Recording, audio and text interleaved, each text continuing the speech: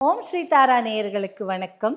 நிறைய வீட்டில் என்ன பிரச்சனைன்னே தெரியாம இந்த ஜாதகர்கிட்ட போறது, இந்து ஜோசியம் பண்றது அப்படிலாம் எடுத்தது. சில ஜாதகங்கள் நீங்க எடுத்துட்டு போயிருப்பீங்க, அவங்க சில பரிகாரங்கள் சொல்லியிருப்பாங்க.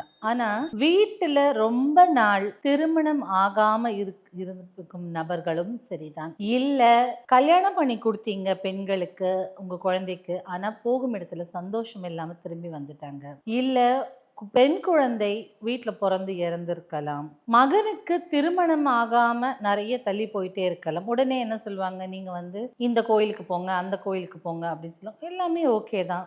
வீட்டில் திருமணம் ஆகியும் சந்தோஷம் இல்லாம திரும்ப வந்துட்டா என் குழந்தை அப்படின்னு சொல்றவங்களும், இல்ல கல்யாணம் பண்ணி கொடுத்தங்க ரொம்ப நாள் வாழ முடியல, புருஷன் இல்லை அப்படின்னு சொல்றவங்களும், இந்த மாதிரி எல்லாம் இருக்கு இல்லையா.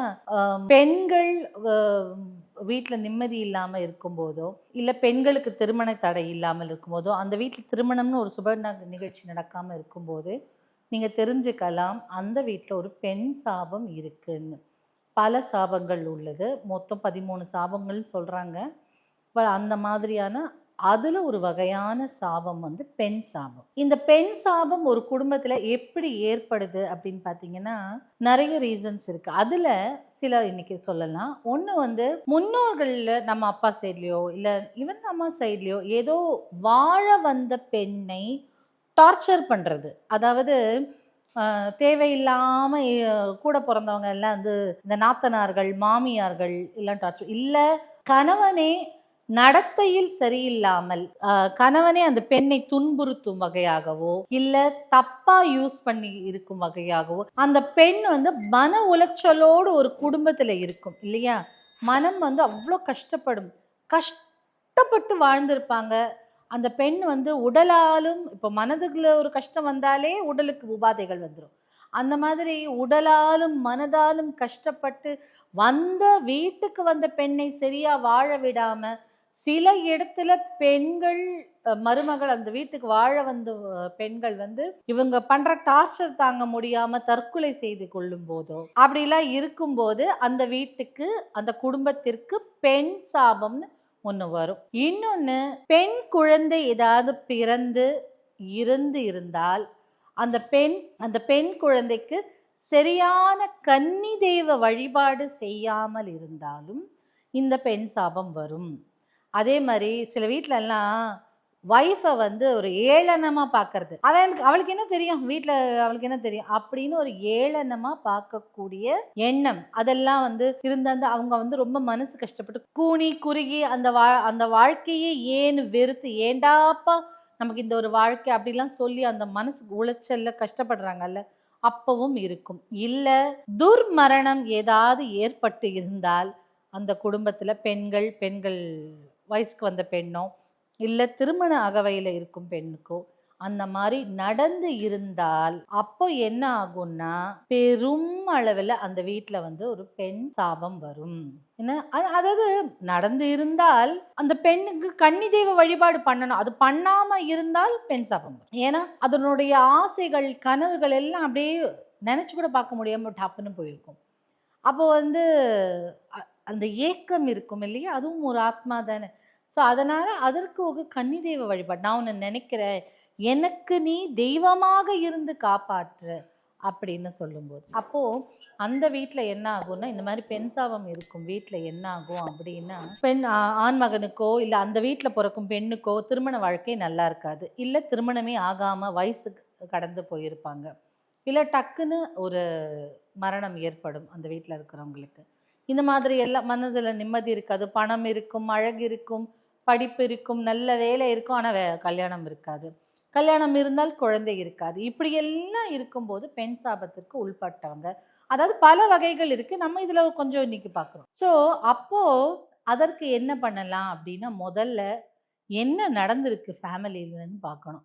ஏதாவது சொல்லுவாங்க, இப்போ நடக்கலாங்கன்னா எங்கள் தாத்தாவுக்கு இந்த மாதிரி ரொம்ப கொடுமைப்படுத்துவாராம் அவங்க ஒய்ஃபை, அதனால ஒய்ஃப் ஓடி போயிட்டாங்களாம், இப்படி எல்லாம் கூட சில டைம்ல நமக்கு அரசியல் புரசல முன்னோர்கள் கதை வரும். ஸோ இதெல்லாம் போய் அந்த டைம்ல நம்ம ஒன்றும் சரி பண்ண முடியாது. இல்லாட்டி இந்த குழந்தை பிறந்ததுங்க இறந்ததுங்க விட்டுட்டாங்க அப்படின்னு சொல்லும் போதெல்லாம் நீங்க என்ன பண்ணுங்க, ஒன்று பைரவருக்கு வழிபாடு.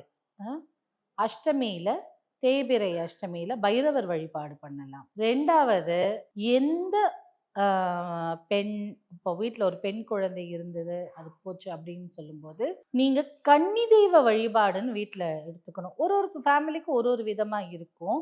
பட் ஜென்ரலாக ஒரு கன்னி தெய்வ வழிபாடு அப்படிங்கும்போது தை அமாவாசை இல்லை மாலிய அமாவாசை அந்த மாதிரி ஏதாவது ஒன்று, ஆடி அந்த மாதிரி சில பேர் ஆடியில் கூட கும்பிடுறாங்க. ஸோ அந்த மாதிரியான அமாவாசை நாளன்று இல்லை உங்களுக்கு திதி தெரியும் அப்படின்னா அந்த திதி வரும் நன்று அப்படி எடுத்துக்கிட்டு நீங்கள் அந்த எந்த வயதில் எந்த அகவையில் அந்த பெண் இறந்ததோ அந்த அதற்கான உடை, அந்த மங்கள திரவியம் சொல்லக்கூடிய காதோடு கருகுமணி, அதில் வந்து ஒரு சின்ன பிங்க் கலரில் ஒரு வீடு மாதிரிலாம் ஒன்று வரும், குங்குமச்சிமிழ் சொல்லுவாங்க அது. ஸோ குங்குமச்சிமிழ், ஒரு மர சீப்பு, ஒரு குட்டி கண்ணாடி, இப்படி எல்லாம் ஒரு செட்டாக கொடுப்பாங்க. காதோட கருகமணி செட்டுன்னு கேட்டால் நாட்டு மருந்து கடையிலேயே அதை குடிப்பாங்க. அதை வாங்கிட்டு ஃபோட்டோ எதாவது இருந்ததுன்னா ஃபோட்டோ வச்சு ஒரு படையல் போடுங்க. சக்கரை பொங்கலோ ஒரு பால் பொங்கலோ ஏதோ ஒன்று செஞ்சு படையல் பொங்கல் வச்சுட்டு, கன்னி எம்மா குலம் காக்கும் கன்னியா இருந்து எங்கள் குலத்தை காப்பாற்று அப்படின்னு நீ தெய்வமா இருக்கணும்னு சொல்லி கன்னி தெய்வ வழிபாடை எடுத்துக்கணும். அப்படி எடுத்துக்கும் போது கொஞ்சம் கொஞ்சமா அந்த பெண் சாபத்திலிருந்து நம்ம விடுபட்டு வரலாம். மாதா மாதம் இந்த பைரவர் வழிபாடையும் எடுத்துக்கணும். பைரவருக்கு வடை சாற்றி, வடமாலை கூட சாற்றுவாங்க. அந்த மாதிரி வடையை மாலையாக கட்டி அதை சாற்றி எங்கள் குலத்தை காப்பாற்றுங்க, எப்போ முன்னோர்கள் செய்துட்ட தவறுனால இப்போ என் பிள்ளையோ நாங்களோ கஷ்டப்படுறோம், அதனால் எங்களை காப்பாற்றுங்க பைரவர்கிட்ட வேண்டிக்கலாம். இந்த மாதிரியான வழிபாடு எடுத்துக்கலாம். இதுக்கு முன்னாடி நீங்கள் கண்டிப்பாக குலதெய்வத்தையும் துணையாக எடுத்துக்கணும். நான் இந்த மாதிரி ஒரு பூஜையை பண்ண போகிறேன், நீங்கள் துணையாக இருந்து இந்த பெண் சாபத்திலேருந்து என் குடும்பத்தை காப்பாற்றுங்கன்னு குலதெய்வத்துக்கும் ஒரு குட்டி விளக்கு போட்டு ஒரு படையலை போட்டு, குலதெய்வத்துக்கு படையல் பெருசாக பண்ணலைன்னா கூட ஒரு அவல் பொரி கடலை ஒரு பழமாவது வச்சு ப்ரேயர் பண்ணிவிட்டு அதுக்கப்புறம் இந்த கன்னி தெய்வ வழிபாடு நீங்கள் பண்ணலாம். அப்போது கன்னி வந்து கோவமாக இருக்கும் கன்னி கூட கொஞ்சம் கொஞ்சமாக அந்த கோவத்திலிருந்து தணிஞ்சு அந்த குடும்பத்தை காப்பாற்ற வருவாளாம். ஸோ கன்னி தெய்வம்ங்கிறது ரொம்ப ரொம்ப இம்பார்ட்டண்ட்டான விஷயம். உங்கள் ஃபேமிலியில் இருந்ததுன்னா, ஏதாவது ஒரு பெண் குழந்தைக்கு ஒரு அநியாயம் நேரிட்டு இல்லை இறந்து இருந்ததுன்னா நீங்கள் கண்டிப்பாக இதுக்கு பண்ணணும். சப்போஸ் உங்கள் அக்காவோ இல்லை தங்கையோ கல்யாணம் ஆன பிறகு புகுந்த வீட்டில் இருந்தால் அது ஒன்றும் பிரச்சனை கிடையாது. கல்யாணத்துக்கு முன்னாடி இறந்திருந்தால்தான் அது கன்னி தெய்வ வழிபாடு. அப்போது போன வீட்டில் புகுந்த வீட்டில் தான் அது கன்னி தெய்வ வழிபாடு அங்கே தான் பண்ணணும், துர்மரணம் ஆகியிருந்தா. பட் இங்கே நம்ம பண்ண தேவையில்லை. வேறு வீட்டுக்கு கல்யாணம் பண்ணி போயிட்டாங்கன்னா அது கணக்கு கிடையாது. கல்யாணத்துக்கு முன்னாடி இறந்திருந்தாலும் தான் கன்னி தெய்வ வழிபாடு பண்ணணும். அப்படி இது வந்து கன்னி தெய்வ வழிபாடு. பெண் சாபத்திலிருந்து விடுபடுறதுக்கு வீட்டுக்கு வந்த மருமகளை வச்சு தௌரியோ இல்லை வேலை செய்யலையோ இல்லை மகன் மேல் இருக்கும் ஆசையினால் அவங்க 2 பேரும் வாழ விடாமல் தடுக்க சில அம்மாக்கள் எல்லாம் இருப்பாங்க. அந்த மாதிரி எல்லாம் இருந்து அந்த மன உளைச்சல் அந்த லேடி இருக்கும்போது, அந்த பெண்கள் வீட்டுக்கு வந்த மருமகள் இருக்கும்போது அது ரொம்ப ரொம்ப கஷ்டத்தை கொடுக்கும். முதல்ல ஃபைனான்ஷியல் பணத்தட்டுப்பாட்டை கொடுக்கும்.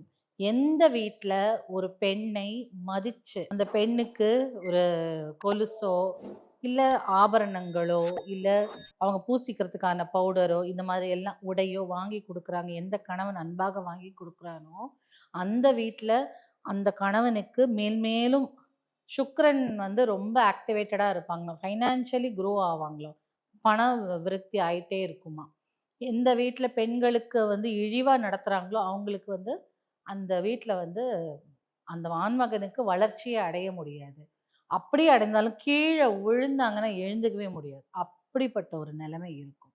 ஸோ அதனால் பெண்ணை நல்லா நடத்தணும். சப்போஸ் நீங்கள் இல்லை உங்கள் முன்னோர்கள் நடத்தி இருந்தாங்க அதனால் உங்களுக்கு கஷ்டம்னா அதற்கான வழிபாடு முறைகளை எடுத்துக்கணும். பைரவரை வடமாலை சாற்றி நீங்கள் ஒரு தேய்பிறை அஷ்டமியிலையும் வேண்டிக்கிட்டீங்கனாலே உங்களுக்கு இந்த கஷ்டமெல்லாம் தீரும்.